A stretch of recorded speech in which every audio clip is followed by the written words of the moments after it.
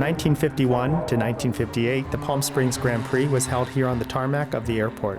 In 1955, James Dean won his first ever race here at the Grand Prix and ended up finishing second overall in the finals in his Porsche Speedster. In the 1980s, a revival race was run called the Palm Springs Vintage Grand Prix. From the 1950s car races that used to be held here, that brings us to our featured car today, a 1956 Porsche 356 Speedster. So hop in, let's go for a ride.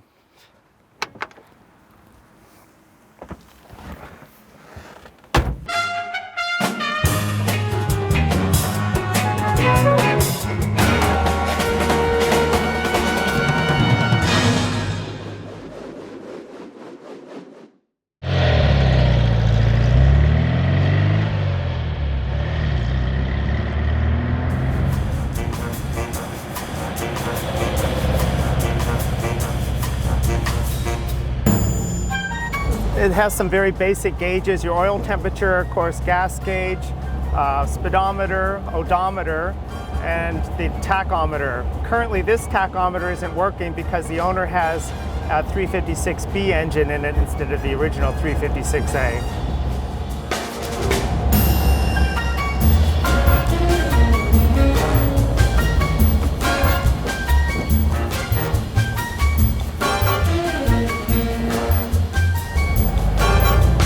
It has really long throws, as you can see by the gearbox when I shift. Let me go up one more gear.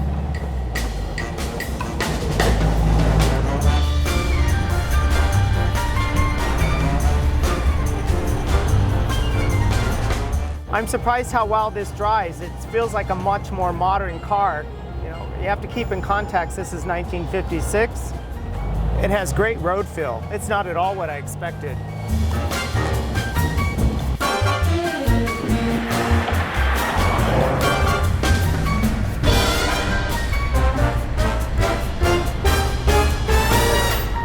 In the early 50s, after World War II, there were a lot of leftover airports that were seldom used, and they converted them to racetracks for cars.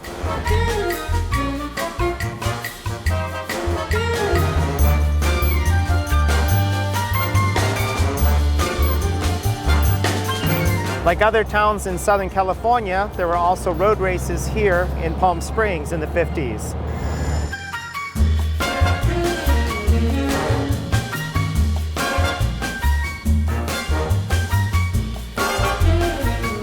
The one unique thing about it was because there were also so many movie stars with expensive sports cars, it gave them a chance to be out in public and use their cars and enjoy them. Many famous race car drivers from the 1950s raced here at the Palm Springs Grand Prix, such as Sterling Moss, Dan Gurney, Bill Polak, Denise McCluggage, and Bob Bondurant.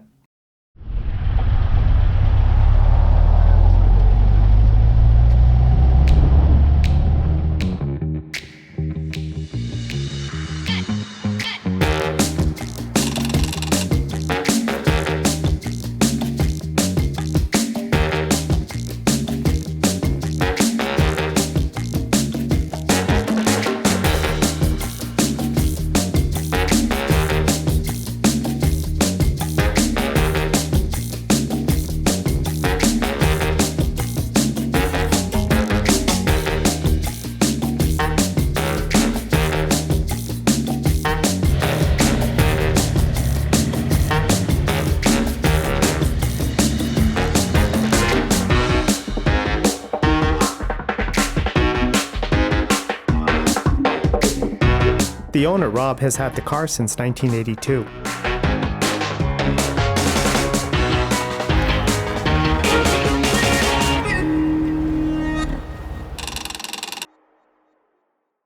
The Porsche 356 is 157 inches long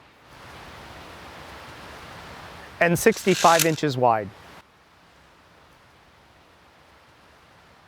and only 48 inches high. It only weighs 1,720 pounds.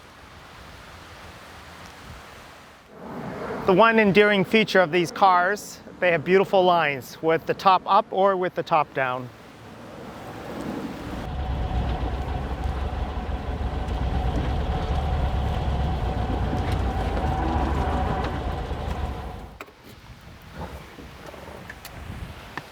So let's meet the owner, Rob. He's going to tell us a little bit about his personal car.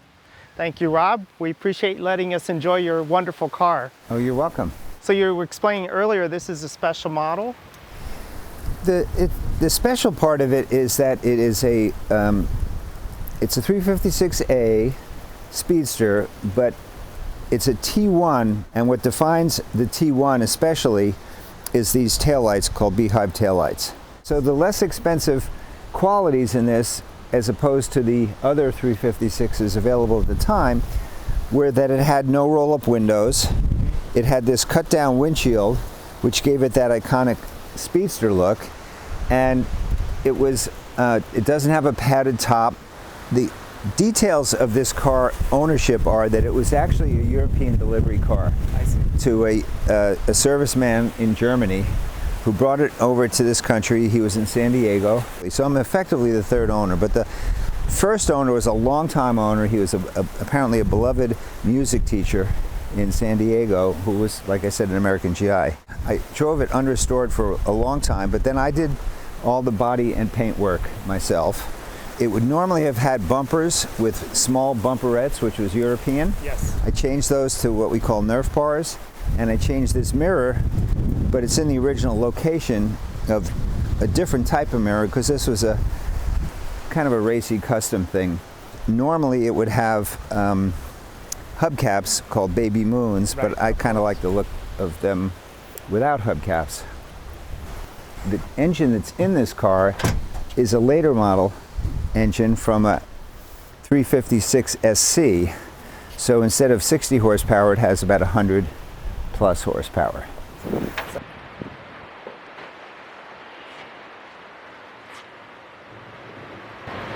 I have a special Porsche pillow. I built this car to sort of emulate a custom look that was popular in the 60s. Well, it's a beautiful car, and we enjoyed it, and we thank you for showing it to us. Yes, my pleasure.